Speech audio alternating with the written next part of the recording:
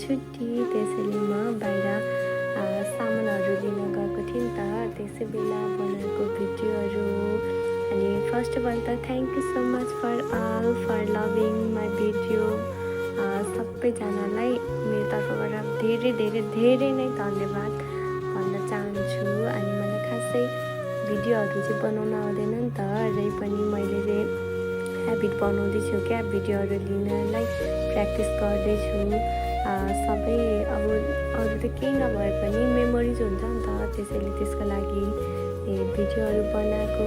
अनि look at this, कति राम्रो फुल हो के, मलाई चाहिँ कति धेरै मनपर्छ है फुल। त्यो फुललाई गएर मलाई यति धेरै छुन मन थियो, के गर्नु, छुन त के त्यहाँ गएर छेउमा गएर हिँड्न पनि मिल्दैन के गर्नु, आफ्नो देशको आफ्नो रुल्सहरू हुँदो रहेछ।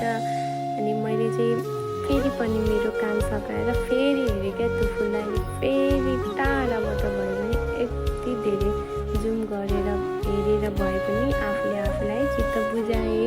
अनि त्यसपछि मेरो काम सकेपछि म चाहिँ आफ्नो घरतर्फ फर्केँ। खासै त्यस्तो केही त छैन मेरो भिडियोमा, र पनि आफूले जति सक्छु त्यति नै गरेको हो। Thank you so much.